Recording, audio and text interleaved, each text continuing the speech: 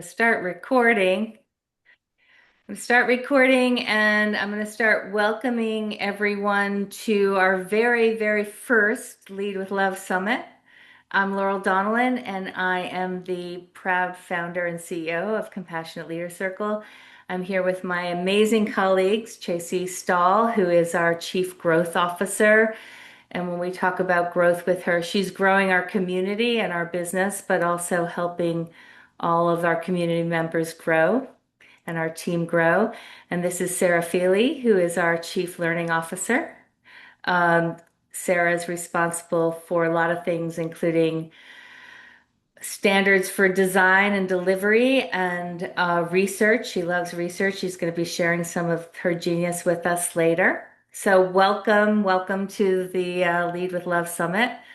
Uh, I'm just going to talk a little bit about why we're doing this and why we do the work we do. Um, as I was preparing for today, I was very aware that this has been a hard year for a lot of people.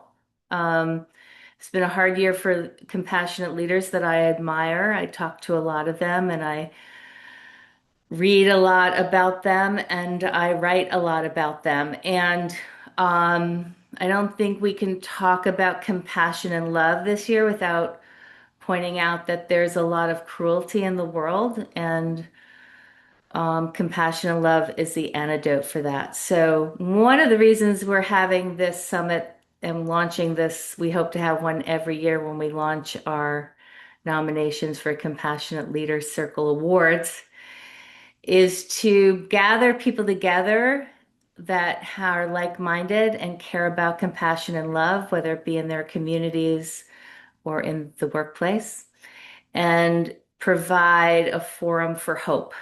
So um, we are here to lift you up and lift ourselves up and tap into hope and healing and celebrate compassionate leaders. I know there is lots of people all over the world who are getting up every day and thinking about their community, the people that they serve, the children that they teach, the children that they're raising, the people in their communities who need food, and they're doing the right thing. And I think because of the way our media works, we don't necessarily cover or shine a bright light on those people enough. So we're here today to do that. Um, Sarah's going to talk about why kind leaders win and why compassion is not only ethical, but effective as a strategy. Chelsea's going to tell us more about our lovely Compassionate Leader Circle Award honorees and how you can get involved in that. And she also has gifts for everyone. So I guess this is our holiday party too. And as we go through, please feel free to tell us where you're from and give us questions. We'll get to the questions at the end if we don't address them during our short summit today. We will be sending you a recording. We'll be sending you the slides. So we're going to be sharing a lot of information, but you don't have to write it all down furiously. We'll take care of you later today with a follow-up email. A little bit about Compassionate Leader Circle. We are a learning development company and media company. So we help organizations, individuals, universities, for-profit, not-for-profits, find solutions and customize solutions to help leaders lead with love. And we're very proud of that work. In addition, we have a podcast. So this today is a special edition of our podcast. I also write for Forbes, and I'm always looking for compassionate leaders to write about. So send those on over. And without further ado, I will pass it on to Sarah. Thank you, Laurel. Let me see if I can share my screen appropriately. Can you see my screen? Yes. Yeah, wonderful. But now I can't see my notes. No, I have my notes, and if I go off my notes, I'll talk for the whole time. So that's why I have my notes to like sort of keep me in check. Welcome, everyone. I'm so happy to see you here on this beautiful Friday. I just want to start by saying I pivoted my career a few times and feel like I have finally found my place on so many levels, and I'm just so grateful to be here. I want to highlight our approach. These are our three S's, not to be confused with the seven C's, which we'll talk about here shortly. But these are at the core of what we do and how we approach what we do. We're strategic, so we are not just going to throw like blanket concepts at the wall and hope they stick. We really collaborate with people, companies, organizations to figure out like what are your business needs and how can we align your people needs with your business needs? And so everything we do is customized. We're also soulful. So we will always talk about and leverage the power of compassion, love, and purpose. Um, I think hopefully we're seeing a bit of a shift in that those used to be considered sort of soft, nice to haves, and they're actually incredibly powerful. Um, and really deliver real business impact. And then scientific. I in my free time read academic articles, which is so cool. So I like to deliver and make sure that we are maintaining sort of the science and research backed um, standards and insights into what we do. Without further ado, I'm just going to talk about a little bit of the science, the data that's on our mind. Um, I always struggle between like how much detail do I get into on this because I can get really excited. So I'm going to go pretty high level here. And if you want to stay on afterward and get into more detail, I'd love to talk to you about more detail. And then we'll always forward some references so you can look at sort of in depth the things that I'm talking about here. Um, so what's on our mind? First of all, we did a very cool partnership with a not-for-profit out of UC Berkeley, new friends and partners of ours through the Greater Good Science Center. They held a very cool event this week called Why Kind Leaders Win, which is based around some pretty groundbreaking research by some uh, uh, scientists, researchers out of University of Washington, which I'll get to in a moment.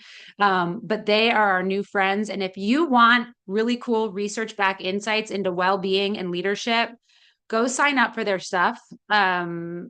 Insights are great. So what is why kind leaders win? Um, and I'll pause by saying this event that happened on Monday comes at a really important time. I think many of us compassion leaders are the world's a tough place, and there's a little bit of a do nice guys finish last?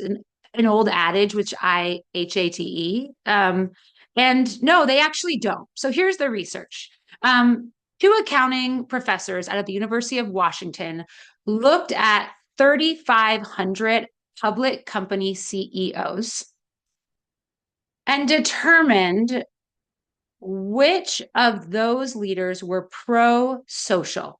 And pro-social is sort of like a scientific blanket term for kind, right? There's a lot of facets to pro-sociality, and there's some really like concrete ways to measure pro-sociality. So they looked at the pro-sociality of 3,500 CEOs.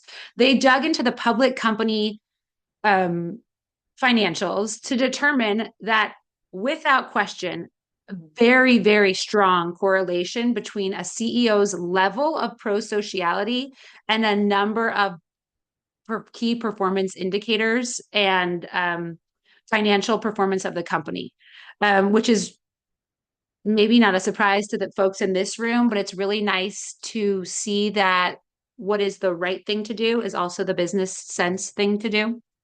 So we've had some new friends over there at the Greater Good Science Center.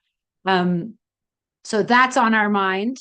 We're also, I think, and Laurel alluded to this, something I love to talk to people about is this idea of hope.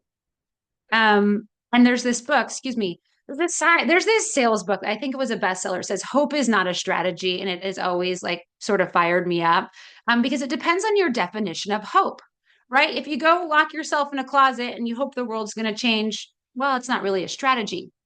But actually, if you look at hope as it is studied in the social sciences, it is a measurable thing.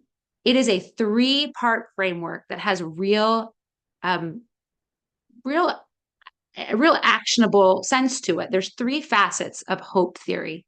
And this was developed in the 90s by Schneider and his colleagues. There's three facets. Goals. What do you want to change? What's bothering you? What change do you want to see in the world? Agency. So this belief that I, Sarah, you, Laurel, you, Chelsea, anyone in this room has the agency, has the willpower to go out and make change. And then the third component are the pathways. I have the way power. I know the pathway to enable my change. And we think it's really important, particularly as there's a lot of negativity out there in the world. And you say, okay, so kind leaders win. So compassion and love are great. What do I do about it? And if you take these three facets of hope strategy, you can get really granular and very incremental into how you can actually enact and enable change. And that's through sort of this trifecta of hope strategy. So that's something high on our list, and very uplifting. Along the same lines is something called self-determination theory. I'm not going to get into like the nitty gritty of self-determination theory, but it's this basic concept that we weave into our work with leaders and organizations, which is this idea that three things make someone feel like they have self-determination. They have control over their impact and their success and their well-being in the world. You have autonomy, which is the ability to be self-directed. You have competence. You have the ability and the wherewithal to get where you want to go, or if you don't have the skills, you can go get them. And then relatedness, which is I have close ties to the people around me and I have trusting relationships. And the research shows that if you have a sense of autonomy, a sense of competence, and a sense of relatedness, you feel like you have control over the impact you can make in the world around you. So this is baked into everything we do. And lastly, I'm so thrilled to announce that Laurel and I have finished the advanced reader's copy of our guidebook for leaders, the Compassionate Leaders Companion, 12 proven practices to unlock remarkable results. This is 26 years of Laurel's genius, a lot of research, academic and scientific research, our practical sort of wins and losses in a guidebook to help leaders build compassion skills, gain a sense of self-determination, and do something about it. And in the palm of your hand. So at the end of this time here today, you're going to have a swag bag that Chelsea's going to tell you about. That's going to bring an opportunity for you to download a copy of this for free. And we would love your insights on how to make it better before we go and publish it out in the marketplace. So that's a little bit of my nerding out. I'm always here to answer any questions you might have. And I'll pass it over to Chelsea. Well, hey, I had one question for you. Oh, What was like, what's the most like exciting thing that you learned while writing the book? Like, did you have like an aha moment? OMG. I wish I had told you what question to ask me because that is an overwhelming one. But let's see. Writing the book, I think what I learned is in terms of like process, just for myself, is like we do a lot of this work with individuals in pockets. This is the culmination of so much sort of like tacit knowledge, getting it all together in 12 parts in a framework in one place was so powerful in like crystallizing the impact that we can have on people when it's all sort of put in a really cohesive way. Um, And I would also say that I learned that in all these concepts that are interconnected, compassion, self-compassion, and compassion for others are truly at the core of enabling so many of these impactful things. So thanks for that question, Chelsea. And Chelsea, Beautifully answered. if it's okay, I'd like to answer that question too. And I've had more time to think about it while Sarah was speaking. But um, I learned that I have a co-writer in my life, which I've never had before. So I have my writing soulmate, and that's pretty exciting. I've only written things on my own before. And I think what we want to offer in this book, not everyone can afford a fancy consulting firm like us to come in and do fancy things or customize things or, in-depth things. But this book gives compassionate leadership and a roadmap to anyone who wants to bring compassionate leadership into their organization, no matter what their size. And Sarah and I are going to write a second book that's going to be more of a storybook about compassionate leaders. That's a companion to this book. And we just hope that, people who are in organizations that may feel lonely feel less alone and have a toolbox that's affordable to do the work in their organization. Thank Yeah, you so well much. said. Well said. Yeah, I knew you guys could do that. All right. Well, thank you so much. I love being part of this team. I'm Chelsea, the newest member of the CLC team. And Sarah, I love that you get to wear the nerdy hat and do all the real detailed work. So I can just, bounce around and tell people about it. It's glorious. But what I'm here to do today is to talk a little bit about the awards that are coming up and to talk about the 7 C's of a compassionate leader. And I think the best way to do that is to talk about how some of our past leaders have embodied what the 7 C's actually make up. So I'm just going to kind of talk through what the 7 C's look like, and then one of the past honorees that we've had that really embodies what those attributes are. So the first attribute is compassionate. So when we talk about being compassionate, we're talking about using your influence to prevent and alleviate the suffering of others. Compassion is the choice really to see people and then to act. So the action is very important when it comes to being a compassionate leader. So Kevin Perkins is a great example. He's an executive at McCain Foods. And his job, he was tasked with hiring people from across the world and bringing them to Canada to work. And, his relationship with them didn't end once, they started their job. When they came here, he noticed that some of them were really struggling at home and he didn't ignore it. Instead, he listened to them and he took action. He partnered with local food resources, with faith communities, housing groups, all to create long-term support systems for these new people who were relocating to a new country. Kevin has showed us that compassion is not just sentimental, it's structural and it's action. The next attribute is confident, which is really just believing in your vision and yourself enough to get you to where you want to go. So confidence is grounded in purpose, not necessarily ego. And one of the best examples that we have is from someone who isn't a CEO or a seasoned executive. It's actually a high school student. Kurta Praya participated in the Take the World Forward Fellowship and created a nutritionally balanced forage to combat malnutrition after witnessing food insecurity in slums. So she was able to partner with MIT to refine her project and imagine a more accessible healthcare system for everyone that she could touch. So her confidence reminds us that leadership isn't about age, it's about conviction and doing the right thing when you need to. So next we have collaborative, which really is creating solutions with and not for people. So that's a really important distinction. So collaboration means believing that the best solutions are things that we come to together.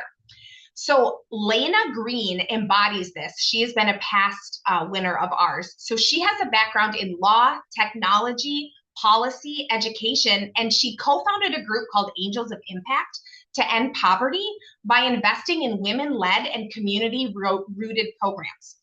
So their work now reaches across the globe, uh, in the Asia Pacific, Singapore, New Zealand, and also in the US. And she has showed us that collaboration builds not only good outcomes, but it helps us feel belonging. It makes us feel part of a community. So next, our fourth attribute is contemplative, which really, when you think about it, it's leading from a place of reflection, wisdom, and presence.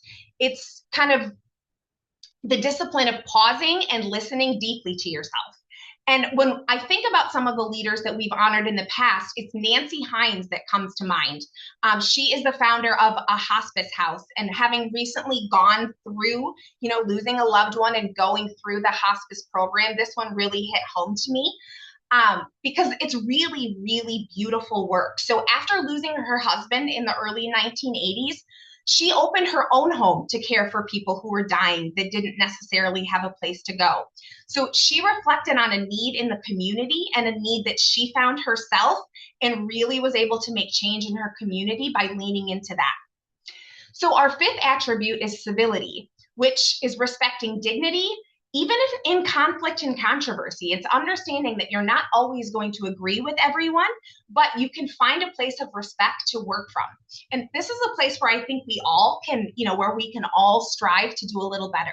So I want to talk about Devin Henry, who, in my opinion, is incredibly brave. So what he decided to do is he agreed to lead the removal of nearly 24 Confederate monuments across the South.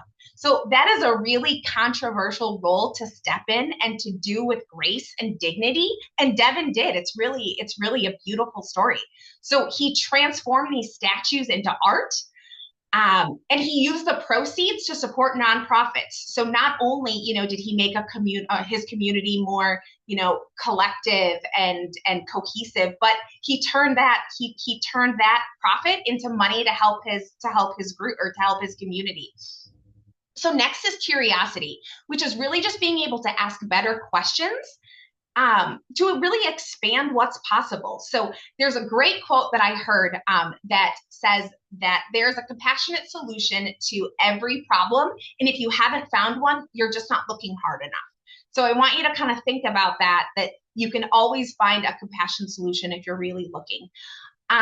And so Josh Tetrick is a great example of this. He's the co-founder of Just Meat. And at the crux of what he does is he started teaching in Nigeria and South Africa, and really, saw a need for a different way to think about how we provide meat to the rest of the world. So he created a product that is it's egg-based, or it's plant-based.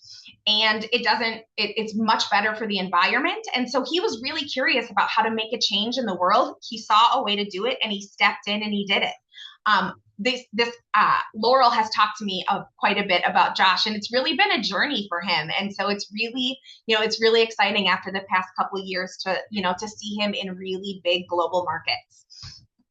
Chelsea, let me just chime in here and add that he also worked with scientists to find out how to cultivate meat and seafood in laboratories. So in addition to plant-based products, he has created actual proteins, chicken and other things to come, and recently went through the FDA process, and now you can find Just Meat chicken in Walmart. So a little update on him. Oh, that's fantastic. Awesome. All right. So our last attribute is courage. So courage really is just compassion with the heartbeat. It's the ability to see the need to help and to step in and do it.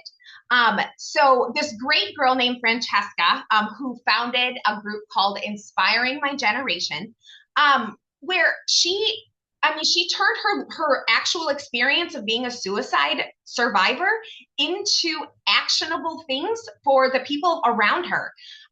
So she, turned her mission into reducing suicide through awareness. She has a podcast called Normalizing the Conversation, and has a great series of mental health workbooks. And she's very young, and she just saw a need that for the people around her, and really stepped in and did it. So, as we kind of move away from these, I just want you to think about how these 7 stories remind us that compassionate leadership, it's not soft, It's not abstract. It's in these tiny examples of love that we see throughout the world. And together, they can create something really beautiful as long as we lean into them. So, in the spirit of leaning into them, this is the fun part for me.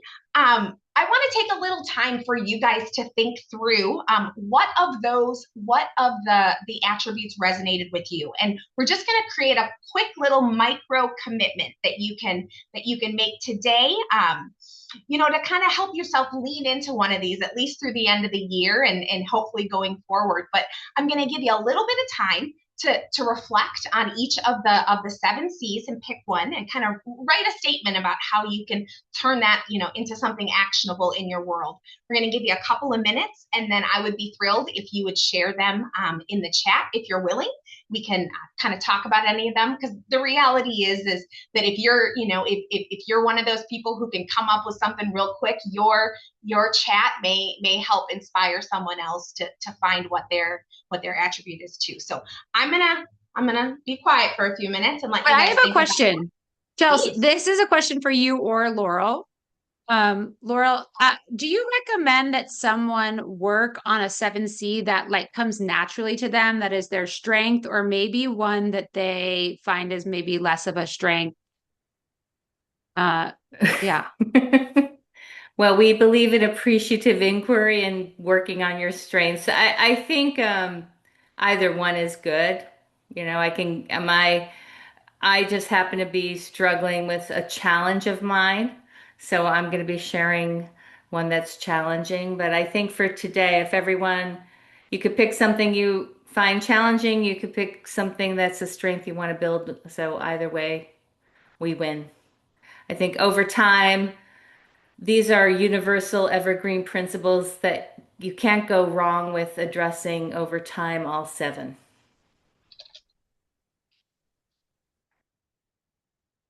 Thanks, Laurel.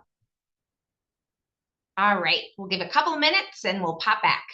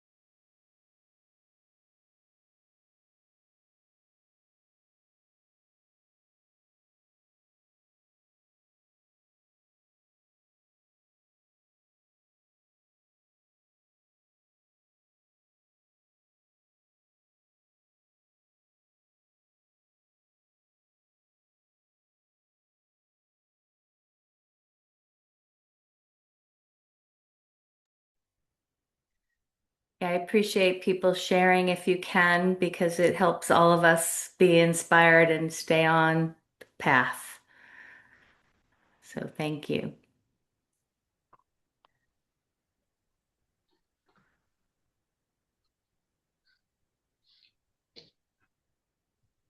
All right, we can go ahead and wrap up here shortly. I'll give you guys about 30 more seconds. If anyone else is willing to share, we'd love to see your wisdom.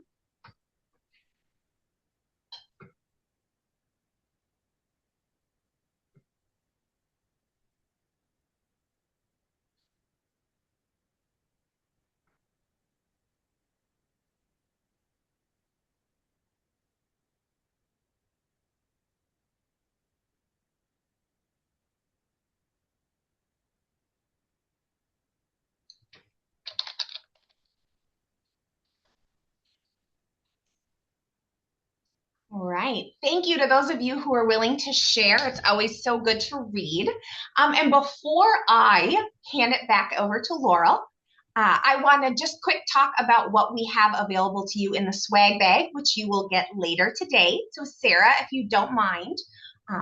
So like Sarah and Laurel said you do have access to a free advanced copy of the Compassionate Leaders Companion. I highly encourage you all to take advantage of that. I've had the pleasure of reading it, and I'm very excited that you all, get to kind of spend the holiday season and kind of the slowdown that we have in the next couple of weeks to really settle in and enjoy what that work really looks like. It's been an honor to read it and an honor to get to be part of this team. The other thing that we have access to is there is a nomination form for our Compassionate Leader Awards, which will happen in April. So our nominations will be open for the time being. So here's an easy access for you to get there. And then if you're new to the CLC world and want to understand a little bit more what Leading with Love looks like, we do have the Lead with Love Quick Start Guide. Now, when we send out the actual swag bag, there will be several other opportunities. I just wanted to highlight those couple of opportunities. But one more time, I just want to say, please take advantage of the advanced copy book. It is beautiful work, and you will absolutely, learn something new from it. So, Laurel, I will hand it back to you. Thank you so much. It is so fun for me to observe my colleagues adding a lot of heart and detail to something I started a long time ago. It's very rewarding. So thank you, Sarah and Chelsea, both for putting your heart and soul into this work and loving me and this so much. I appreciate you both.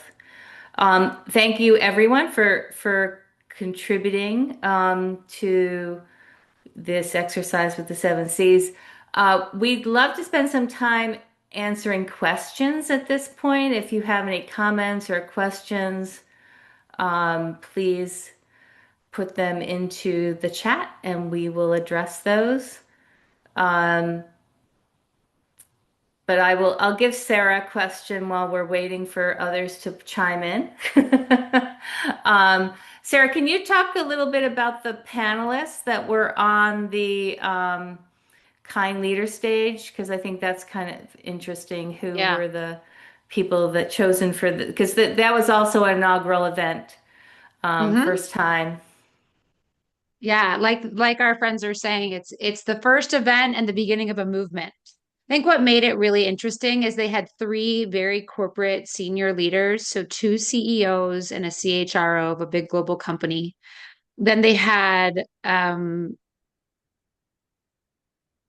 starting to think two, three PhD research scientists on the who study the science of compassion, the neuroscience of compassion. So you had a really wonderful combination of real world experiences, practices with very senior leaders mixed with, well, like, what's the science behind that, right? It was like fascinating. For example, someone was talking about like, what's with the lack of compassion? Is that learned? Are you born compassionate? And we all know, practically speaking, from our work, that you can absolutely teach compassion because we've been doing it for decades. But you had a CEO sort of talking about his experience in developing direct reports, and then Emiliana, the neuroscientist of compassion, said, "Absolutely, I've actually done a decade's worth of research that compassion is both innate to us because we are born to be social individuals, and it is also it can be learned and taught and cultivated over time." So it was a beautiful mix of like practitioners, leaders, and scientists. And just to add to that, I think one of the things that excites me the most about compassion is when you look at the science behind how it travels through your body and how empathy hits, your stress systems and compassion hits your reward system. So not only are you making the world better, for someone else, you're making your soul better too. That was so powerful to me when I learned that.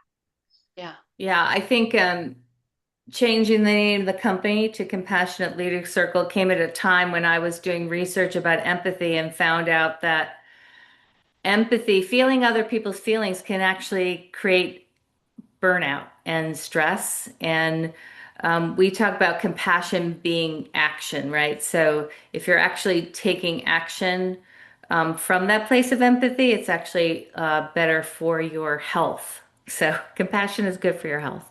It's also good for the world and good for your workplace. So it has many benefits. Um, Chelsea or Sarah, do you have any questions? We don't have many from the audience yet, so. Oh, come on, folks, just make a question up. Just make us feel smart or stumped. Um, I don't mean to put you on the spot, Sarah, but will you talk a little bit about the accounting, the I can't remember her name, but yeah. the woman in accounting, I just thought that was incredibly interesting. Yeah, right. So I was like, how did a PhD in accounting get on this stage where we're talking about kind leaders? And they're actually writing their third article. So their first article was like they're looking at business performance. And they started looking at facets of CEOs that seem to be coming up in common. So the first measure they use as a proxy of pro-sociality was are these CEOs using their free time giving back and giving both financial but time related um, donating their time. And then they said, okay, but that might not be like a real accurate pro sociality proxy. Let's look at how many time in a public setting, in an investor relations call, in interviews, are these 3,500 CEOs giving credit to their team and their people when they performed well? And importantly, how often are they taking the blame when things are going poorly or casting the blame on others? They looked at like a lot of these like almost proxies for pro-sociality and found like resounding results that these 35 out of these, So anyway, how did this woman in accounting come to this? It's because they were digging through financial investor relations data and company performance metrics, like a very sort of, accountant tactical level, and realized that there was this sort of pro-sociality theme to it. It's really fascinating, sort of backing into it. Gives me goosebumps. Yeah, and I thought that was I think one of the measurements they watched these quarterly earning meetings and other things, and we're looking for the leaders complimenting and giving credit to other people, right? So that's part of compassionate leadership is not taking the credit for everything, Yes. um, which is Laurel, important. we have a question. We have a question from Aaron. Great. Can I'm gonna Yeah, read it. great. Yeah. My one word definition of leadership is love. Aaron, we love you. As I help executives become better leaders, I find it hard sometimes to get them past using love in the business place. There are challenges with various cultures and with a lot of men. How do you suggest making a compelling case for change? Go ahead, Chels.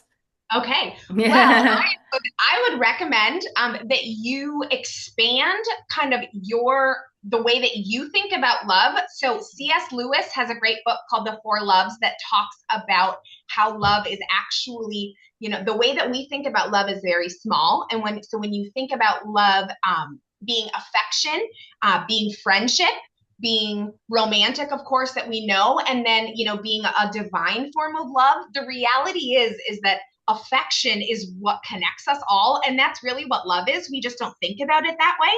So I would encourage you to kind of to think or to research different ways that you can talk about love to kind of broaden the way that your group thinks about it, so that we don't just, think about two people in our life that we decide that we love. Just try and broaden that scope. Yeah. That, Spot on, that's Chelsea. great. Ooh, sorry, Go Laurel. Go ahead. ahead. Well, Um, in our compassionate leaders guide, we did a little linguistics look at love, and the problem in the English language is there's one word for love, which socially limits the way we think about it. It's like very limiting, right? What's in a name? In Sanskrit, there's 90 plus words for love. In Greek, there's a bunch.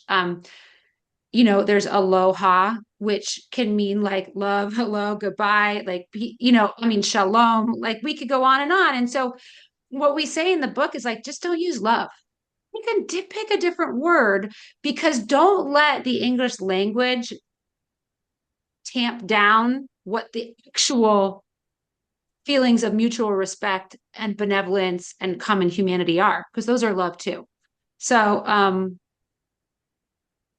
sorry, Laurel. Yeah. Yeah. No, that's what I was gonna say. Don't use Yeah. the word love.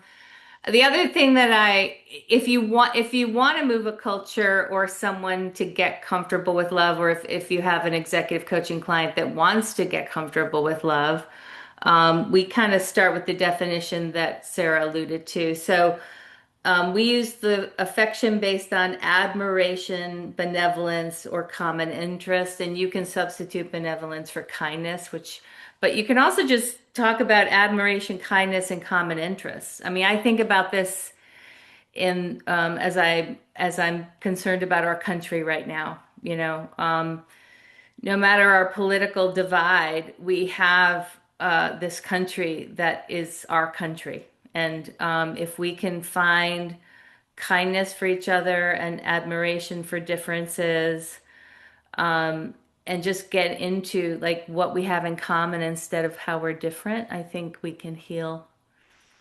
anything. I mean, I like to say that nothing is nothing becomes less um, nothing becomes less if you throw love at it, right? So, whatever problems you have, whatever challenging relationships you have, whatever political divides we have, if we can throw admiration, common interests, and kindness at it, it can only get better. Um, yeah, so there's lots of books, and I interview authors about love and compassion, as does Sarah, and Chelsea knows a lot about it too. I think, at the core, you can even just use the word good. Let's all find some good, so.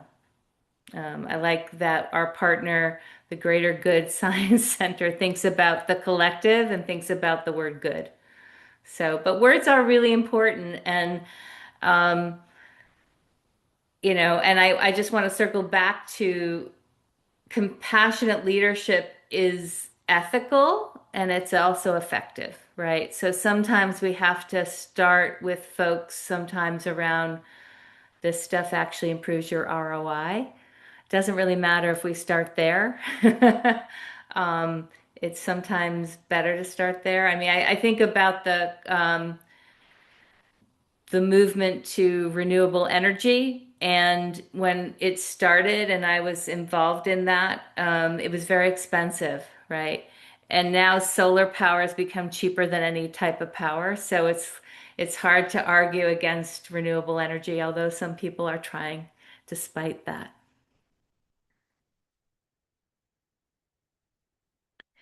Well, we want to honor your time and get you back to your important work you're doing in the world.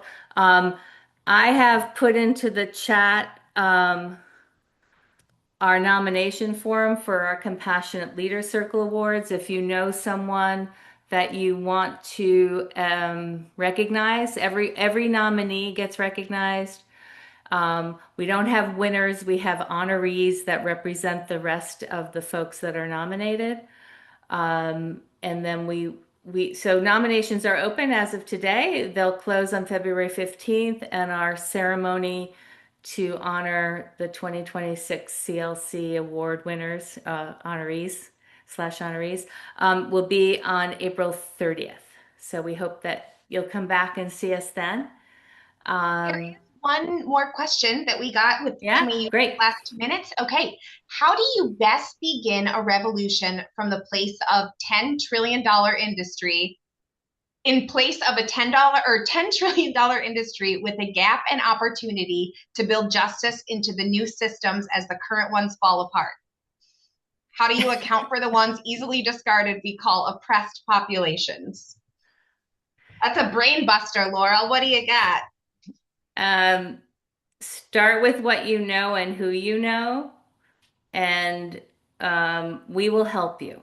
That's the short answer. Um, I do think we are reigniting our podcast with this episode and others. And our podcast kind of took a hiatus last year to think through how we want to go forward. Our podcast is about history, healing, and hope. So I think right now, when things are challenging and you want to be a revolutionary, I think it's good to go back to history and find case studies where things worked and learn from those case studies. Chelsea and I recently had a long discussion about suffrage. It's important to look into history and see when times when things felt impossible and things did change.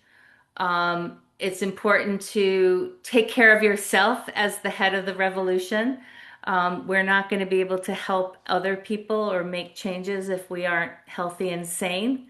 So I would say, Lizzie, for you and other people that want to make changes, and find a team. Find a community, and we will support you all the way.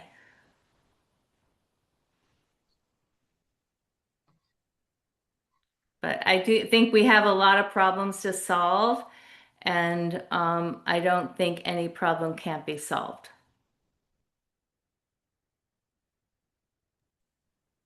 So that is our time. We are going to stop recording, but if you want to ask additional questions and hang out with